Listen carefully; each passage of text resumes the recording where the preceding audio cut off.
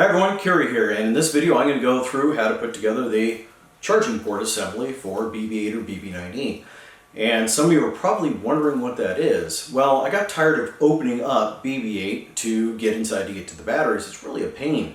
You know, even if you're only just taking on one circular panel, or you have to take off a couple triangles of circular panel, it's still a pain to get inside of there. And then even once you're in, you've got a charger you have to plug in, or worse yet, you're having to swap out batteries.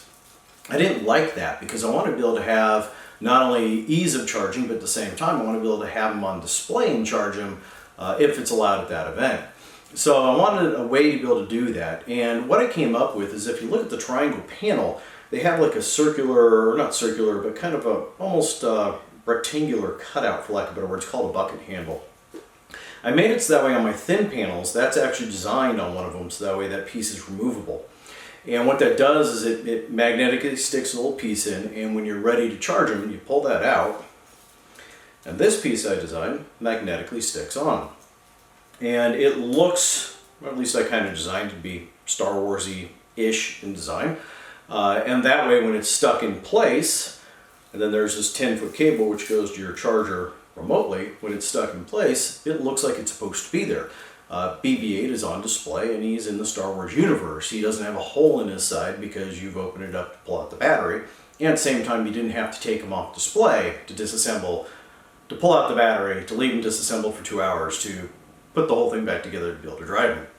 So this is just a nice, elegant solution. The other nice thing is when I go home at night, I simply plug this in, let him charge up overnight. It takes no time at all.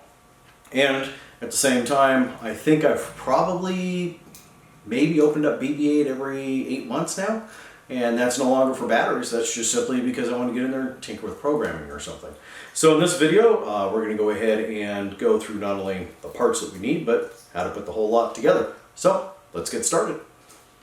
So the first step that we're going to do is we're going to go ahead and attach wires to the neodymium magnets. The ones that we're going to be using are the 3/8 of an inch by 1/4 inch magnets, 3/8 in diameter by 1/4 inch thick, neodymium N52s. And you're going to start by cutting just a couple pieces of wire. These are 16 gauge, about 6 to 8 inches long, something like that. You can go a bit longer if you want to, that's no big deal. We're going to take one wire, cut about 1/4 inch back so we can go ahead and tin that. And you'll notice that I've placed the neodymium magnet in vice grips. And I've done that for two reasons. The first reason is because neodymium magnets demagnetize with heat. So with the soldering iron, if you heat it up too much, you're going to kill your magnet. So this actually works as a heat sink. The other thing it does is, because it's magnetic and so is the tip of the soldering iron, it simply keeps the magnet in place while you're soldering. So the first thing you're going to want to do is tin the wire. And for those of you that haven't soldered before, I found a good way to do it is put a little bit of solder on the tip. That helps to heat everything up faster, so then you can kind of flow the solder in. I hope this is actually able to be seen on the video. And then I'll place the soldering iron underneath and then flow more. What that does is actually pulls the solder through the wire. Next thing we're going to do is we're going to put some solder on the actual magnet, and what we're looking for here is we're looking for the solder to flow. And what I mean by that is if it's not stuck to the surface yet, what's going to happen is it's going to look like a little round bead on top. When you heat it up enough, it'll actually kind of flow out onto the surface. I also have a wet paper towel here, which I'm going to use to immediately cool the magnet after I get it to flow.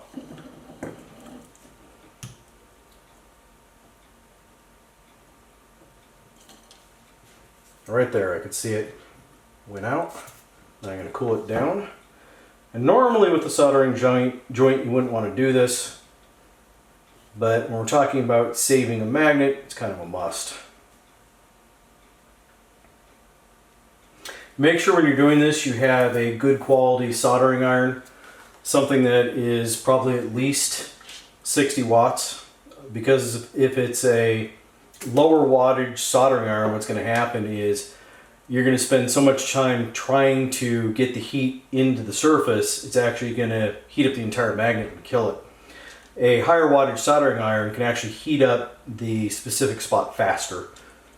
So to connect the two, I'm going to put once again, a little bit extra solder on the tip. I'm going to heat the wire up first, then I'll drop it down on top of the magnet, and then wait for the two to flow like that, and then cool it down.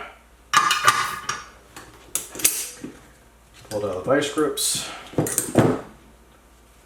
and continue to cool it down with the wet paper towel. And I'm not sure if you can quite see it, but I've got, it's probably really hard to see in the video, but I have a good flow onto there. This is not coming off. And check to make sure the magnet is still a magnet, because if you got it too hot, you've killed the magnet and there's no way to save it. So this one is good. And at this point, I just need to go on, get the second one done, and then we're going to go through and put it into the piece which mounts in the skeleton. So that's up next. So for the next step, what we're going to do is we're going to put the magnets into this piece, and this piece is made to fit into the injection molded skeleton.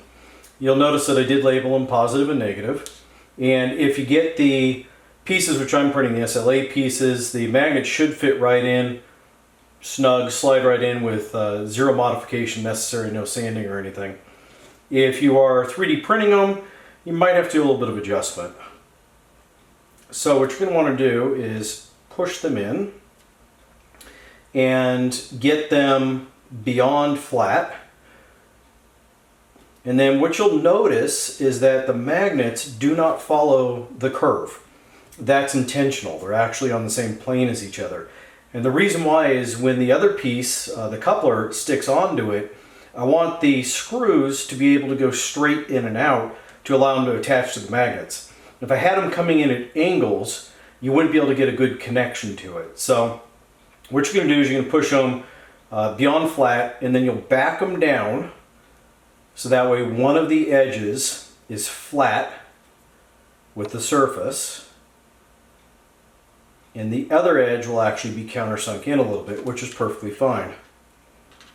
You just don't want them protruding.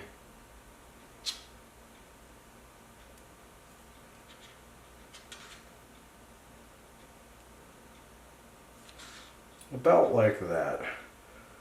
So they're flat to the surface, nothing's protruding, they're not really dipping in too much. This one here has a little bit more of a dip. It's probably 3/4 millimeter or something. The other edge is flat, so that's fine. Once you get those in there, just take your glue, and on the back side, you just want to go ahead and fill it in a little bit. Make sure I didn't mess that up.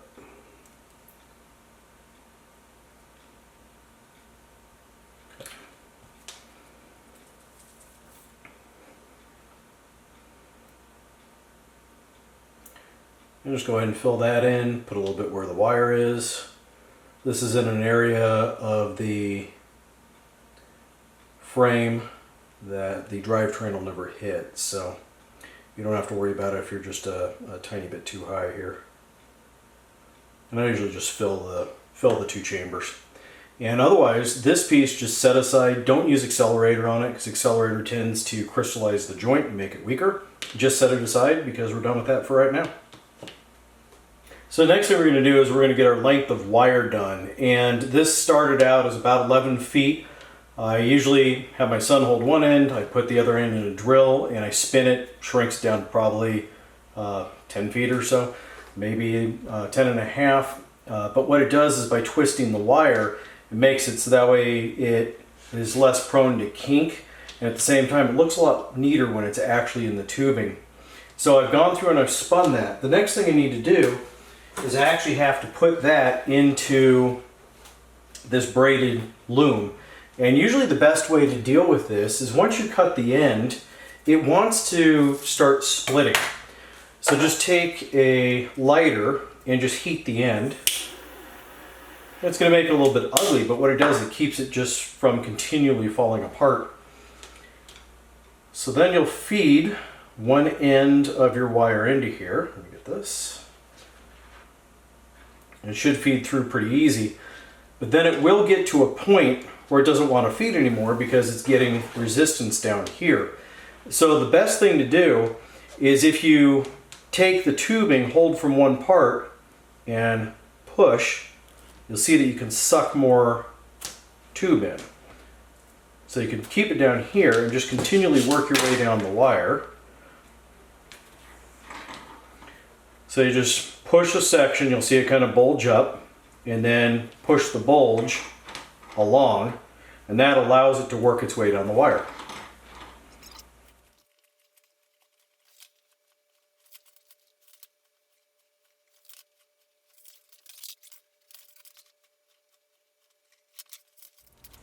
So for this next portion, what I'm going to do is I'm going to put the ends on the wire. I'm using these banana plugs, and that's just simply because that's what my charger uses. You may have a different type of connector depending upon your charger. So you want to slip a larger piece of heat shrink over the loom, and then make sure you have heat shrink over each piece of wire. Typically what I like to do at this point is to create a cleaner connection. I'll kind of look at where this wire naturally ends, then I'll push the loom back by a couple inches. And then that's about where I'm going to cut it. So I'll push the extra back out of the way. And the reason why I'm doing that is because I want to hide the connection inside of that loom. That way I don't have this really long, ugly connection on the outside of the loom. It just doesn't look good. When I'm doing two wires, typically what I like to do is kind of twist them together like that so they wrap around each other. And then the same type of technique as before, where you put a little bit of solder on, get it flowing, go underneath.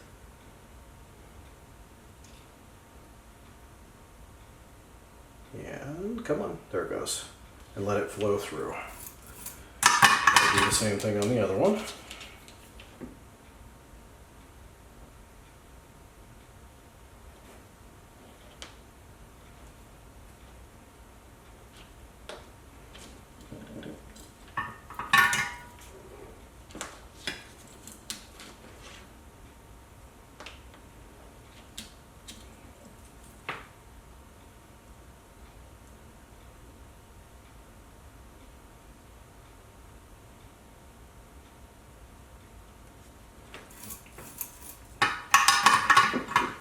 Like that, and then take a look.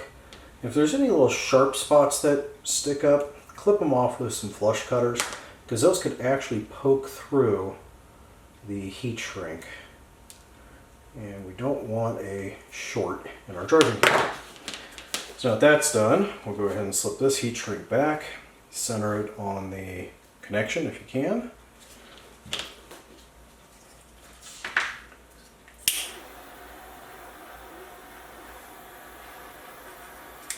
Like that.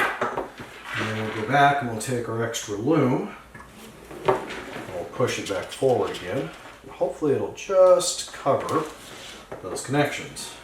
I'll start clear back at the power connection end and move my way forward.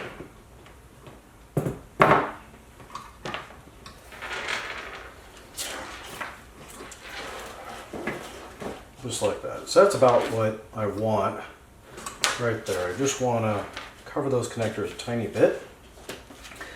Now you're going to take a zip tie and you're going to zip tie around here. And it does help to keep the loom from pulling back a little bit, but the main thing that it does is it keeps the outer piece of heat shrink from slipping off, because it creates a intentional bulge on the wire.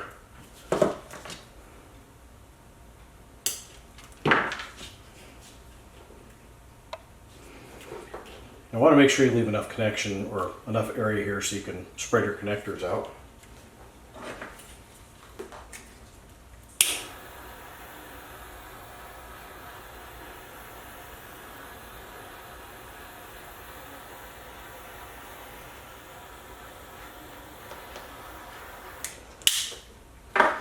And just like that, that end's done. It's a nice, neat termination. So the next step is to assemble the power port, and what you're going to do is you start by taking 8/32 screws, just slip those through these two holes, and then you're going to put the nut on probably about 30% of the way down, something like that, so they look like that.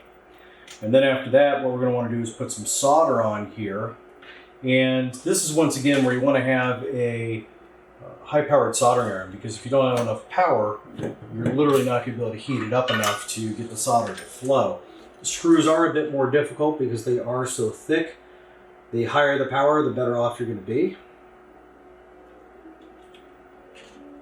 But it's going to be the same type of thing I did before. But screws are going to take a lot longer to heat up. There it goes. Looks like it's going now.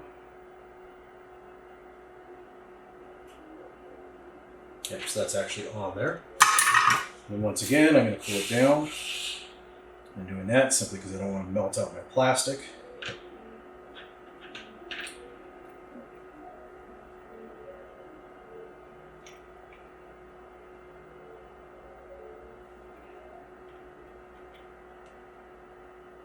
It's on there. We'll go on to our next one. Do the exact same thing.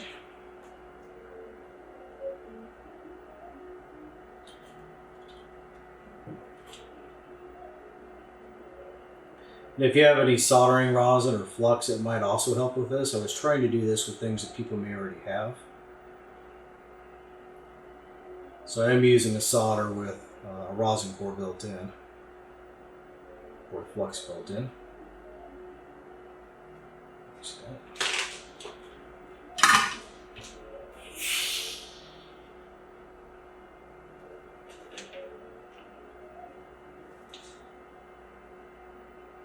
Wet paper towel once again. Now what I want to do is I took my wires, I left about 1.5 inches out, cut down probably about, I want to keep these about 1/4 inch I think. So I'll trim them a tiny bit, I already tinned them. You'll want to put it through the hole in the power port, including the netting,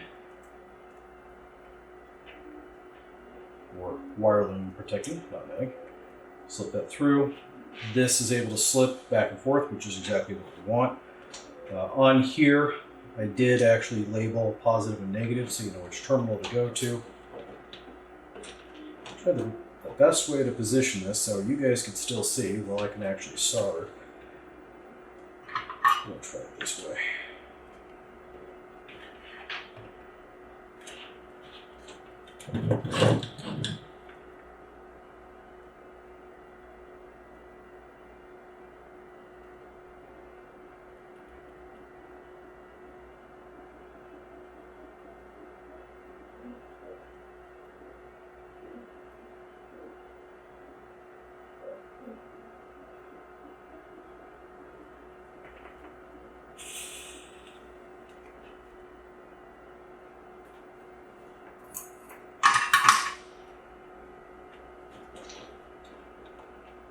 And the next one.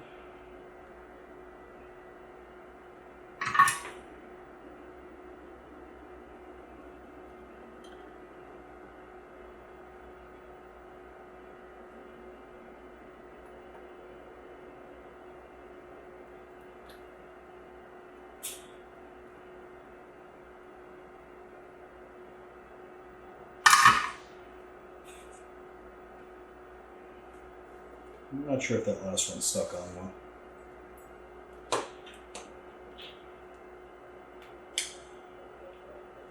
Looks like it did. It's on there pretty strong.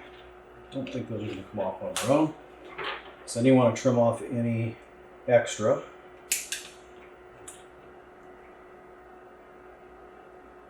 Just like so. At that point those are soldered. And then what we want to do is we're going to take this guy and put them on. What you'll notice though is that it does bump out just a tiny bit here on the inside. I don't know if you can really get that on the camera. And I did that more than anything because what I was trying to do is just thicken up that edge a tiny bit for strength and printing and things like that.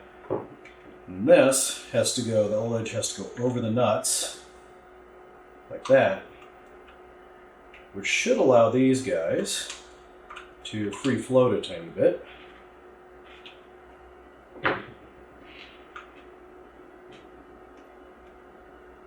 Put this together.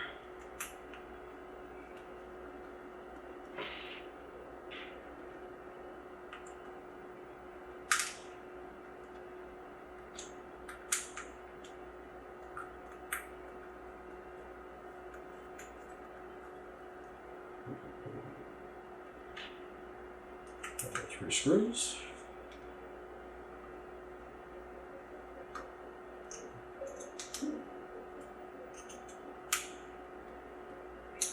And in the end, what you should have is these screws should be able to kind of move around on their own, which is exactly what we want, especially if you move the wire back here a little bit. See how they kind of floating out, a little bit of a springy thing going on. That's exactly what we want. So usually what I found is there's a point of moving this thing in and out, where if you push it in too far, the other kind of stuck. Pull it out till you get the right. See how they're both springy now? That's exactly what we want. And then what I do is I put some glue in here to hold the loom in that spot, which will make the wire stay continue to be springy. Now, we want that because what happens is the whole object behind this design is to make it so that way, as you put this on this piece, which is in the skeleton, the screws have the ability to stick. And even if your angles are off, or things get moved around, or the wire gets jostled or whatever, you still have good connection in there. Trying to move it so hopefully the camera can get it. And now you still have good connection no matter what. So play with this by moving in and out a tiny bit, and just take your fingers and kind of push in on these, and you get this type of a springiness. That is exactly what we want, where they push in easy and they pop back out easy. Put some glue down in this hole to hold the wire in place, and that portion's done.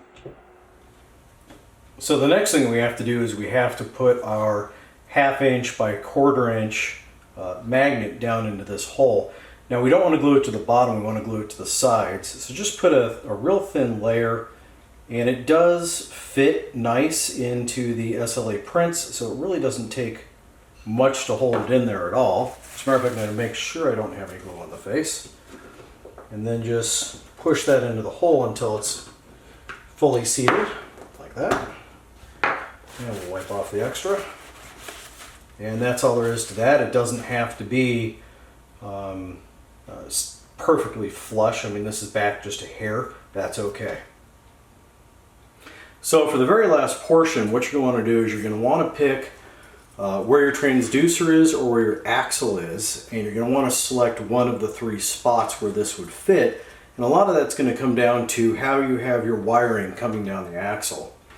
But this piece is an exact 1-to-1 fit with this opening, so there is no tolerance for shrinkage or growth. So what you're going to find is that you have to sand this piece around the edge a little bit to make it fit. Same thing with the skeleton. You might find that if you run your finger up, there's a really small lip right at this upper edge that you just kind of file that a little bit. And in the end, what should happen is it should almost go in at an angle. So it kind of slides in like this. And I've already spent the time to fit this. Probably took me about 5 to 10 minutes. But it should slide in at a little bit of an angle. And it goes in like a puzzle piece. And when you're done, it literally can't push through. I mean, this is zero glue and it can't push through.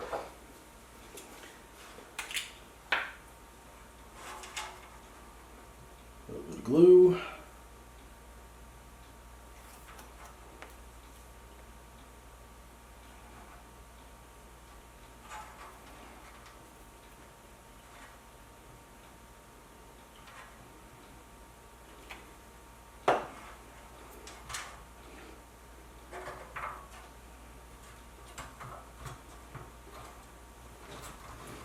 Make sure it's pressed into place. You have to kind of work quick here because it will want to bind fast.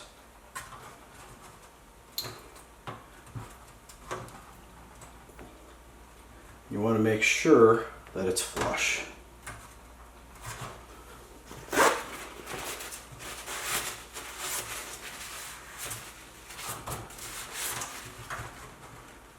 Just like that, and that is in there. And you could even, if you have a little bit of a bulge from the glue, or if it's sticking out, you could always, go back and just sand it a tiny bit. You're better off with it being a hair low as opposed to a hair high, because if it's sticking up high, then it might hold the triangle off. And that's all there is to that portion. This portion you'd go through, you'd put on or you'd cut it to length. You'd put on the type of connector that you need to connect to your drivetrain or to the axle. with the wires coming through the slip ring. This just simply gets connected here, and that's what completes your connection from the axle all the way to this, from this all the way to your charger. So that's it as far as the build's concerned. I will go ahead and pull my finished BB8 up here so you can see what it looks like on a finished unit. So I almost forgot, there is one more important step that has to be done. So you have a total of 2 of these 1/2 inch thick by 1/4 inch thick magnets. And those are actually there. This one here is there to help keep this guy on the frame. So on the back side of the frame, there are the ribs in the pockets. So what you want to do is you want to make sure that you have them so that way they'll stick together. You'll put this into place. Now, do this when you have your triangular panel on. Don't do it like I'm doing it right now, but do it while you have the triangular panel on to make sure that everything's lined up. You will be able to still play with it afterwards, it's just better. You'll double check to make sure this sticks, which it does, so I want glue on this side.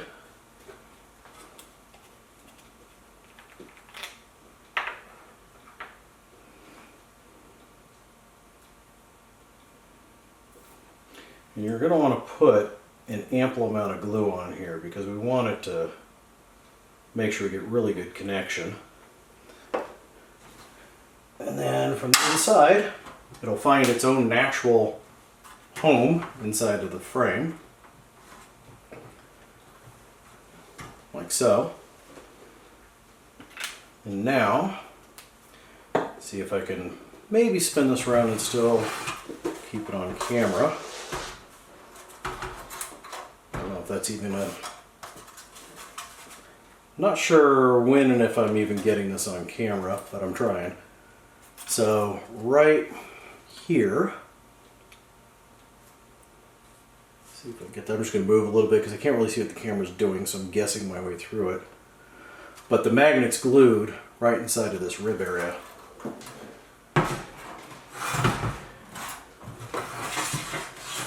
So you can see here how everything stays on, and that's what's actually going to give it the sticking power, because the screws to these magnets are just for connection.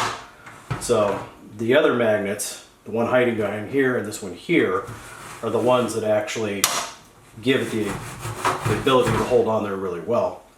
Another nice thing about the external charging, and the reason why I went with magnets over a plug, and I've had this happen, is if you're charging at a con and somebody walks by and hits the wire, it just pulls it off.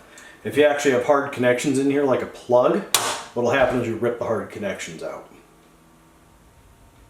So this is my BB. His panel's a little beat up. He's got about 2 years worth of natural weathering on him, and I drive him on carpet, smooth concrete and everything else, so he's about ready for a paint job. In any case, this is his power port here, and so here's my connections. I've actually upgraded the club. These are smaller magnets. You guys are getting larger magnets here. And then what I did was on the back side of this piece, I just took a piece of metal strapping tape like they'd use to connect a water heater to the wall, cut a small piece, and just shaved it down so that way everything fit right. And this actually just seemed to work out really well for me. And there's no real specification. It's get a piece of metal on here. And in the end, what you're looking to do is get the metal over the hidden magnet, which is down in here. Whatever you do, don't put the metal up where the connectors are because you'll start a fire. So this guy just sticks into there. This is my charger now that I've been using for a couple of years. So this, make sure the other side is not connected, just clicks onto there like that. So when you're ready to charge, click it into place. And when you're done, pull that guy off.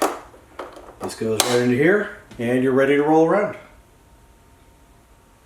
So that's all there is to assembling the power port for BB8 or BB9e. It's actually a pretty simple process. I think it took me probably about an hour, hour and a half, and that includes doing all the video cuts. At the same time, if you want to learn more about building your own BB8 or BB9, all you have to do is go to Facebook and you go to BB8 Builders Club, and you can go to Droid Designs. Both those sites will give you a lot of information. Just go ahead and sign up. At the same time, if you like this video and you want to learn more about how to build one, be sure to like my page. Thank you, and good luck in your building.